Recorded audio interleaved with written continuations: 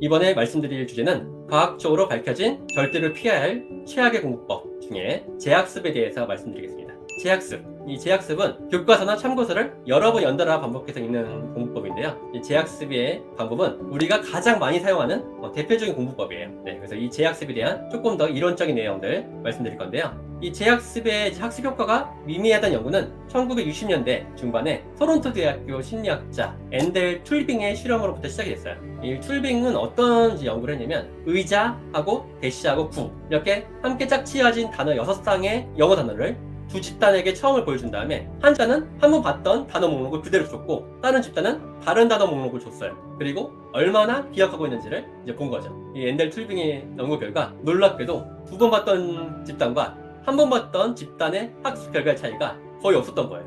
여기서부터 이 툴빙의 실험을 통해 단순하게 그냥 연달아 반복하는 이런 학습은 효과가 없다라는 게 증명이 됐다는 거죠. 그리고 이후 워싱턴 대학교의 연구는 2000년대에 진행됐습니다. 이거에 대해서 조금 더 자세하게 말씀드리면 학습 능력이 좀 다양한 148명의 학생들에게 5개의 지문을 반복해서 읽도록 했어요. 그리고 얼마큼 기억하는지에 대한 테스트를 한 거예요. 그런데 놀랍게도 연달아 반복해서 읽는 재학습의 이 방법은 어떤 집단이나 조건에서도 효과적인 공부법이 아니라는 게 증명됐어요. 그러니까 그나마 도움이 됐던 거는 바로 시험을 봤을 땐 도움이 됐어. 근데 조금 시간이 지난 다음에 예를 들어 뭐 일주일 뒤에 시험을 봤더니 한 번 봤던 집단과 두 번 봤던 집단이 차이가 없었다는 거예요. 아시겠죠? 따라서 이 재학습이 공부에 유용한 경우는 있긴 있어. 언제? 바로 시험을 봤을 때.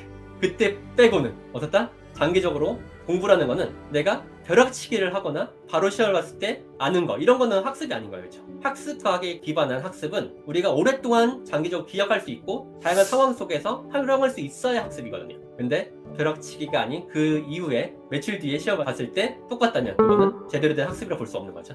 그러니까 이 재학습은 정말 많은 문제점을 유발하는 학습법이에요. 첫 번째, 시간을 낭비하죠. 왜? 제대로 된 공부법을 해서 한 번 읽고 다른 과목을 공부해야 되는 시간에 쓸데없이 또 보는 거야 우리는. 그러니까 시간을 낭비하는 거죠. 그렇죠? 두 번째, 머릿속에 학습 내용을 기억하는데 도움이 되지가 않아요. 그냥 우리는 눈으로 텍스트를 그냥 바르는 거야. 페이지 넘어간다는 사실만 기뻐해. 장기 기억이 되지도 않으면서 눈으로만 이렇게 보는 거죠. 그렇죠? 넘겨보는 거죠. 그냥 페이지만 넘어가고 좋아하는 거예요. 그냥. 아시겠죠? 또 마지막으로 이 재학습은 우리에게 알고 있다는 착각을 불러일으켜요. 그러니까 언제든지 나는 다시 떠올릴 수 있다는 거짓 감각을 불러일으킨다고 볼 수 있습니다. 그렇죠? 그리고 알고 있다는 이 착각은 우리가 진짜 실제 시험에 들어갔을 때 응용 문제가 나왔는데 그걸 대처하지 못하고 당하게 만드는 거죠. 그렇죠? 저도 수능 시험장 때 이 경험이 있어요. 네, 정말 분명히 나는 그 과목을 정말 잘했던 사람인데 시험 일주일 전부터 그냥 봤던 것만 계속 눈으로 바르는 공부만 하다가 실전 시험장에 들어가니까 막 해석이 잘 안 되는 거야. 아직도 그게 트라우마 있거든요. 네, 그래서 여러분들 이 재학습이라는 방법 절대 하시면 안 돼요. 아시겠죠? 이때 재학습이라는 거는 연달아 반복해서 읽기만 하는 행위를 재학습이라고 할 수 있다는 겁니다. 그렇다면 이 재학습이 아니라 우리는 어떻게 공부해야 될까요? 물론 나중에 다른 특강들을 통해서 다른 영상들을 통해서 더 자세하게 말씀을 드리겠지만 간단히나마 좀 대안이 될 수 있는 방법을 제시해 드릴 건데요. 우선 반복의 방식을 바꿔야 된다. 반복 자체가 나쁘다라는 게 아니라 단순히 연달아 반복하는 게 비효율적이라는 거예요. 나 한 번 읽었어, 두 번 읽었어, 세 번 읽었어. 그 자리에서, 그쵸? 즉 연달아 반복하면 안 되고 무조건 시간의 간격을 둔 반복을 해야 된다는 겁니다. 즉 분산 반복을 해야 된다는 겁니다. 아시겠죠?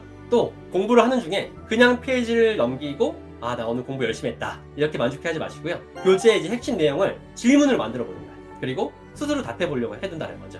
예를 들어 오늘 학습 과학이란 뭐라고 정의할 수 있을까? 아시겠죠? 이렇게 여러분 정의해 보시고 스스로 답을 할 수 있어야 공부인 거야. 아시겠죠? 그리고 학습이라는 건 여러분들 이전에 내가 배웠던 내용과 지금 읽은 내용과 이 연결하는 과정이에요. 그래서 내가 기존 알고 있던 이 사전 지식과 새로운 지식 간의 이 연관성을 생각해 보면서 공부를 해야지만 진정한 의미의 기억이자 공부라고 할 수 있습니다. 그리고 마지막으로 조금 더 팁을 드리자면 연달아 반복해서 읽을 때 읽는 속도에 변화를 주세요. 정독하기 전에 먼저 교재 내용을 빠른 속도로 훑어본다는 생각으로 한 번, 두 번 정도 이렇게 페이지를 넘겨보면서 어떤 목차라든지 핵심 키워드라든지 이런 것들을 보는 건 좋아요. 그리고 나서 어떤 내용들이 나오겠구나 예측하면서 먼저 우리가 보고 들어가는 그런 반복은 괜찮을 수 있다고 볼 수 있습니다.